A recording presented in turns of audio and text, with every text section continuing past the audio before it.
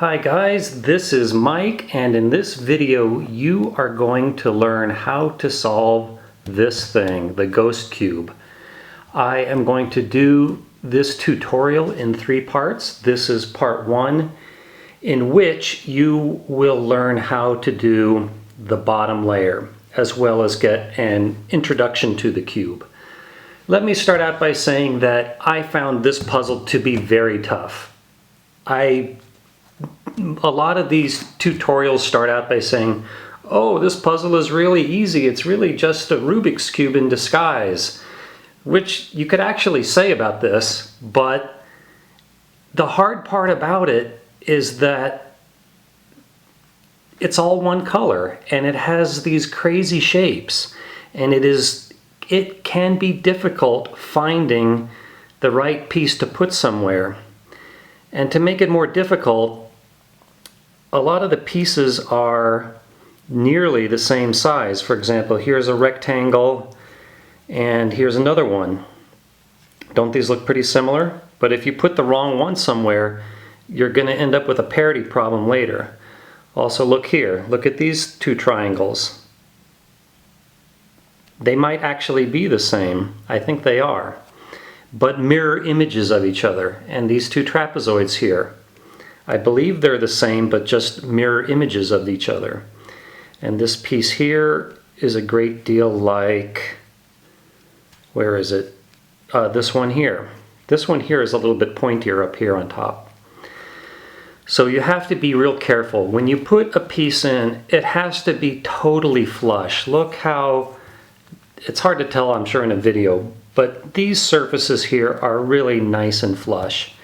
If you have any doubt about whether or not a piece is on the same plane, it's probably not. Okay, next let me say that a prerequisite to understanding this video is that you can already do the Rubik's Cube and do it well. Like I said before, the mechanics of this really are like a Rubik's Cube. It is important how the centers are rotated on the ghost cube, but not on the Rubik's Cube, so this mechanically is a little bit tougher. I highly recommend, but it's not required for this video, to do either the Fisher Cube or the Axis Cube. These will familiarize yourself with shape-shifting puzzles. Once you scramble these things up, they won't be cubes anymore.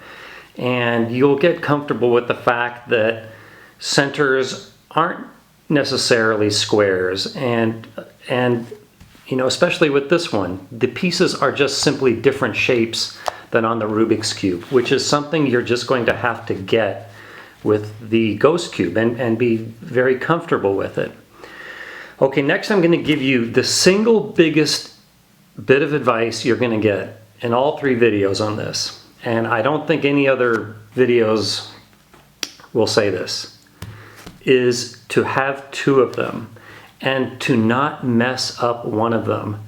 That way you can always see what piece you need next for any given situation. Trust me, this will cut down the time it takes to solve by about 75%. And some of you may be saying, Mike, that seems like cheating to me. Well, you know, if you feel that way, so be it. All I can say is that I had a really difficult time with the ghost cube before I bought the second one, and when I got the second one, it made it so much easier. I know that other people have put stickers on this, and I'm not going to say don't do that. To me, that makes it pretty much just a Rubik's Cube. So my advice is get 2 of them by the same maker, and once you're comfortable using a second one as a guide, kind of like a box on a jigsaw puzzle, then if you want, put it away and try to do it without it. Yeah, so that is the best advice you're going to get from me on this topic. So let me next explain the types of pieces on this thing. Much like a Rubik's Cube, there are 6 centers, 8 corners, and 12 edges. And the centers are basically squares, like this one here, and we can go 90 degrees and find another one here, and another one here, and another one here. And they are not flat. They have at least 2 sides to them. And there are 2 more, one here and one here. So much like a Rubik's Cube, there are 4 edges leading off of each center. For example, here's a center, so here's an edge, edge, edge, and edge. And much like the Rubik's Cube, there are 4 corners leading diagonally off of each center. So here's one corner with 3 sides. And here's another one, just a triangle. Here's another one, just a triangle. And here's another one that has three sides. And oh, by the way, let me point out that how similar these two look. This will come up pretty shortly once I start to solve this thing. Okay, I think with the introductions out of the way, let's scramble this thing. All right, this is good and scrambled. It looks like quite the mess, doesn't it? Be careful scrambling these things that you don't break it. And yeah, just scrambling these things is a bit of a challenge. So, much like the Rubik's Cube, the first step is to pick a center to start with. And the one I like to start with is this one right here that has 2 quadrilaterals, 1, 2, and 1 triangle. And there's nearly the same thing on the opposite side of it, but the little side here has 4 sides, and this one here actually has 5 sides. I mean, you can start with any of them, but I like to start with this one because I'm just familiar with the order of what comes next. So let's get our ghost cube to see what we're going to do next. As you know from the Rubik's Cube, the first step of the bottom layer is the bottom edges. And for now, the bottom layer is literally going to be on top, just as a word of explanation. So here's that same center on our solved yellow ghost cube, and leading off of it is this edge here that looks kind of like the roof of a house. 2 trapezoids that basically look the same. They're mirror images of each other, I believe. And this simple, what looks like nearly a rectangle. Okay, so let's start looking for these pieces. So this one here looks like that roof shape. I know there's another one like it, so let's just put it in position to see if it's flush with that center. And you know, it looks kind of close, and you probably can't tell from the video. Well, there you can kind of see a little like a tip here. It's this ridge is not smooth, and I can tell just by feeling it that it's close, but it's not totally flush. So let's try to find the other one. Here it is right here. So let's bring that up.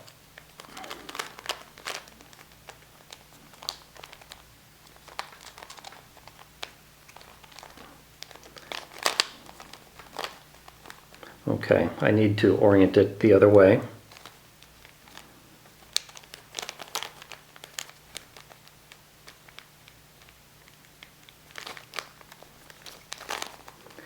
And here it is, and this is flush, and this is flush, this ridge is flush, so this should be good.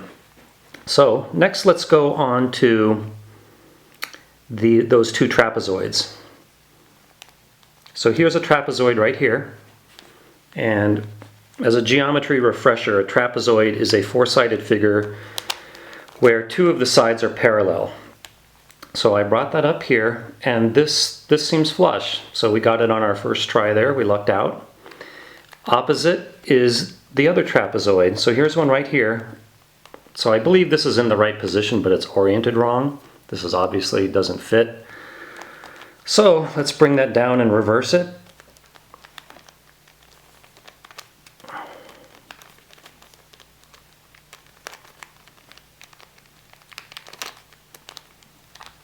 Bring that back up. And yeah, here, okay, and back up to the top. Okay, so here's the new one, and this seems flush to me, and that looks like it fits.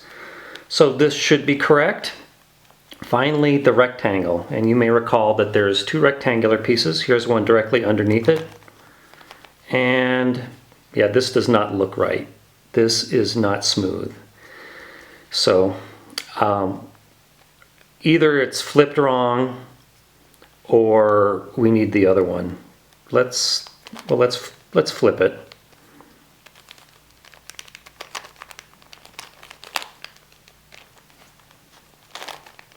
No, that's even worse. So let's look for the other one. Here it is right here. Okay, let's rotate that in place and up, and oh, that's obviously wrong. So let's rotate this one.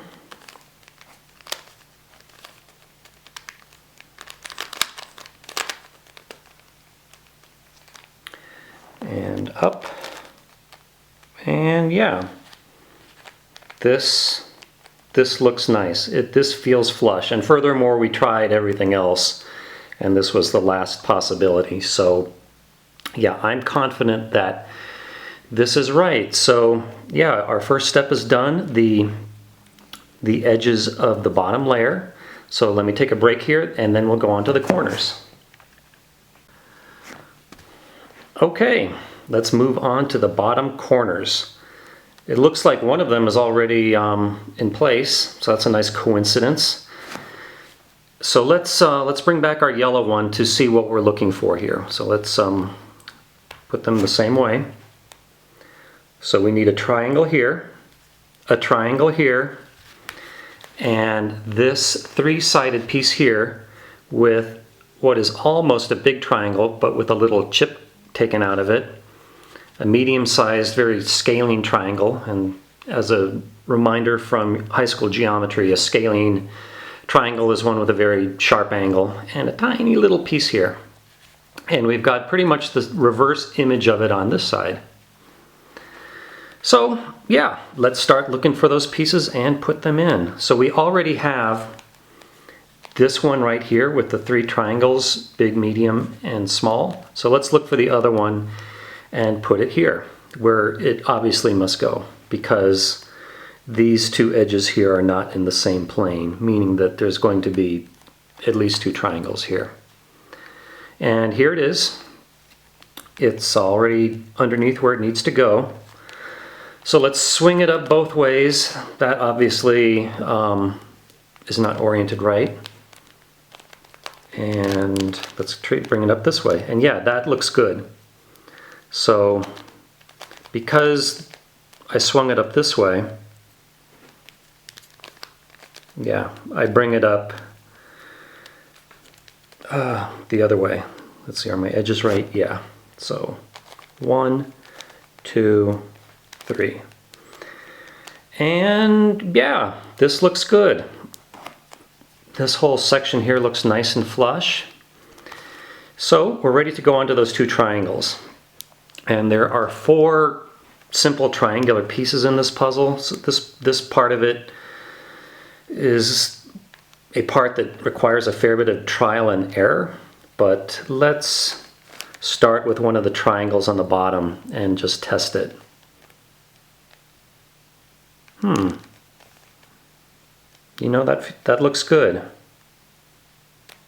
I've been fooled at this part before, but this looks good. It seems nice and flush, and that line is straight and that one is straight. Yeah, so let's put it up there.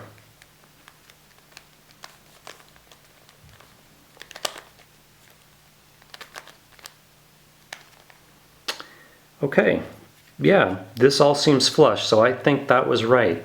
So just one more corner to go. So this one is obviously wrong. Yeah, it just doesn't feel flush, and you can kind of see this, that it doesn't quite meet up there. So it might be the right piece, just, no, I'm pretty sure it's not. So okay, there's another triangle right underneath. I know this is not going to work, but let's try this one. Okay, that was maybe a little too easy, but yeah, this seems right here. So let's bring it up the proper way. 1, 2, 3, and there we go. This seems flush, flush, and flush. So I believe that we just did our bottom 4 corners correctly. 1, 2, 3, and 4. So with that, I think we're ready to go on to the next part about solving this middle layer here.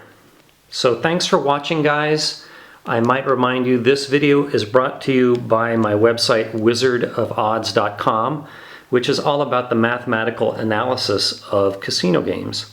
So thanks for watching, and I'll see you in part 2.